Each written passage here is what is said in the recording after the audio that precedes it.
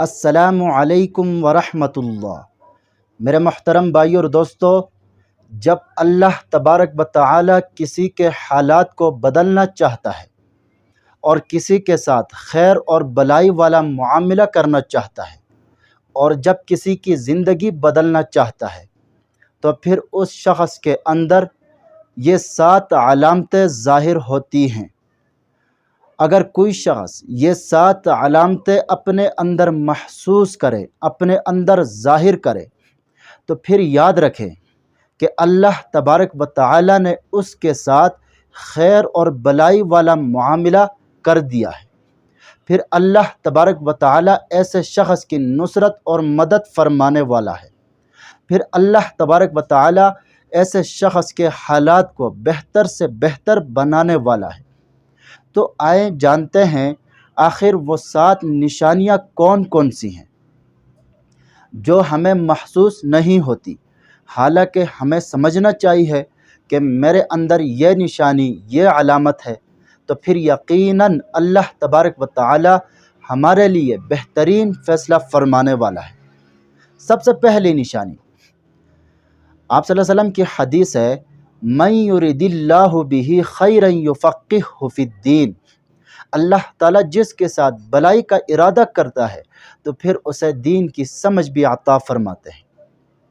یعنی ہماری زندگی میں اگر دین کی سمجھ ہے، دین پر چلنے کا عمل ہے، ہمارے اندر حلال اور حرام کی تمیز ہے، حق اور باطل کو سمجھنے کی تمیز ہے، حقوق اللہ اور حقوق العباد میں ہمارے لیے چلنا آسان ہے، اسی طرح قرآن مجید کی تلاوت اور پھر اس پر عمل کرنا، اور 5 وقت کی نماز پابندی کے ساتھ ادا کرنا، یعنی ہماری زندگی کا ہر عمل دین اسلام کے مطابق ہے، اللہ اور اس کے رسول کے مطابق ہے، تو پھر سمجھ لیجئے کہ اللہ تبارک و تعالی نے ہمارے ساتھ خیر اور بلائی والا معاملہ فرما دیا ہے۔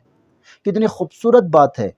آپ صلی اللہ علیہ وسلم نے کیا فرمایا؟ اللہ جس کے ساتھ بلائی کا ارادہ کرتے ہیں تو پھر اسے دین کی سمجھ بھی عطا فرماتے ہیں۔ اسی طرح دوسری نشانی اللہ تبارک و تعالی قرآن مجید میں ارشاد فرماتے ہیں، وَتُعِزُّ مَن تَشَاءُ وَتُذِلُّ مَن تَشَاءُ۔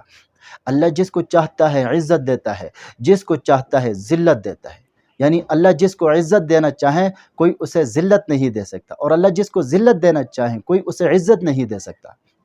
دیکھیں، اچھے اعمال انسان کی عزت اور درجات کی بلندی کا سبب بنتے ہیں، اور برے اعمال انسان کی ذلت اور رسوائی کا باعث بنتے ہیں، جبکہ اللہ کی رضا انسان کو عزت دینے میں ہے، ذلت اور رسوائی میں نہیں ہے۔ تو انسان کی زندگی کا دار و مدار اس کے اعمال پر ہیں۔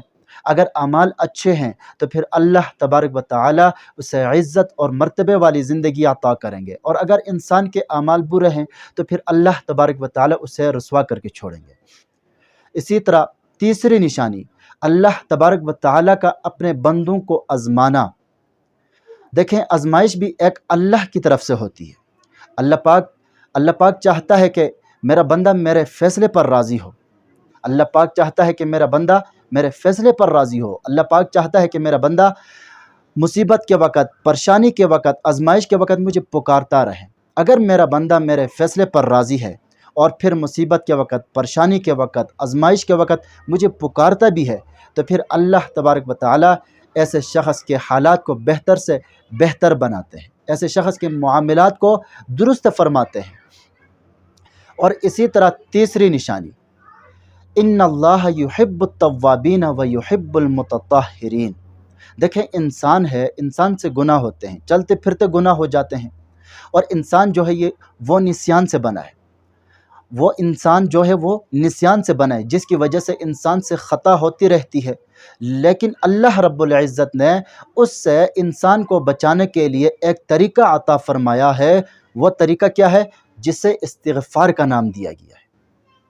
آپ صلی اللہ علیہ وسلم کی حدیث ہے، کل بنی آدم خطاء وخیر الخطائین التوابون۔ تمام بنی آدم خطا کار ہیں، اور بہترین خطا کار کون ہے؟ جو توبہ اور استغفار کرتے ہیں۔ بہترین خطا کار وہ ہیں جو توبہ اور استغفار کرتے ہیں۔ ایک اور جگہ آپ صلی اللہ علیہ وسلم نے فرمایا، التائب من الذنب کمن لا ذنب لہ۔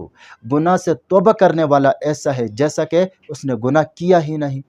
تو ہم سے جب بھی گناہ سرزد ہو جائیں تو ہم فوراً اللہ کی طرف متوجہ ہو جائیں، توبہ اور استغفار کریں۔ اسی طرح چوتھی نشانی، پانچویں نشانی کیا ہے کہ رات کو اٹھ کر تہجد کی نماز ادا کرنا۔ جو شخص رات کو اٹھ کر تہجد کی نماز ادا کرتا ہے تو پھر وہ اللہ تعالیٰ کا پیارا اور محبوب بن جاتا ہے۔ تو نماز تہجد ایک ایسی عبادت ہے جو رات کے آخری حصے میں پڑھی جاتی ہے، اور جس کے پڑھنے کے لیے حضور اکرم صلی اللہ علیہ وسلم نے ترغیب دی ہے، اور اللہ تبارک و تعالیٰ نے تہجد پڑھنے والوں کی تعریف کی ہے، اور پھر ان کے لیے اجر عظیم کا وعدہ بھی فرمایا۔ اور یہ فرض نمازوں کے بعد سب سے افضل نماز ہے، کیونکہ ایسے وقت میں سارے افراد سوئے ہوتے ہیں، صرف اللہ کا نیک بندہ ہی اپنے نرم نازک بسترے کو چھوڑ کر صرف اللہ کی خاطر اٹھتا ہے اور پھر اپنے آپ کو عبادت الہی میں مشغول رکھتا ہے۔ اس لیے ایسے وقت میں جو بھی دعائیں کی جاتی ہیں وہ قبول ہوتی ہیں۔ چنانچہ رات کے آخری حصے میں اللہ آسمان دنیا میں اترتے ہیں، یعنی اللہ کی رحمت بالکل قریب آ جاتی ہے۔ پھر اللہ پاک اعلان فرماتے ہیں، ہے کوئی مجھ سے مانگنے والا کہ میں اس کی مانگ کو پورا کر دوں؟ ہے کوئی مجھ سے رزق مانگنے والا کہ میں اس کو رزق دے دوں؟ ہے کوئی مجھ سے اپنے گناہوں کی بخشش چاہنے والا کہ میں اسے معاف کر دوں؟ اللہ پکار کر فرماتے ہیں۔ تو اللہ کے حضور اپنے گناہوں سے مغفرت طلب کرنے کا جو بہترین وقت ہے وہ نماز تہجد کا وقت ہے۔ اور آخری نشانی کیا ہے؟ اللہ تبارک و تعالیٰ کا شکر ادا کرنا۔ اللہ تبارک و تعالیٰ قرآن مجید میں کیا ارشاد فرماتے ہیں؟ لَإِن شَكَرْتُمْ لَأَزِيدَنَّكُمْ، اگر تم میری نعمتوں کا شکر ادا کرو گے تو پھر میں تمہارے لیے اور بھی نعمتیں عطا کروں گا، میں تمہیں اور بھی نعمتیں عطا کروں گا۔ وَلَئِن كَفَرْتُمْ إِنَّ عَذَابِي لَشَدِيدٌ، اگر تم میری نعمتوں کی ناشکری کرو گے تو پھر یقین جانو کہ میرا عذاب بھی بڑا سخت ہے۔ تو ہم اللہ کی ایک ایک نعمت کا شکر ادا کریں۔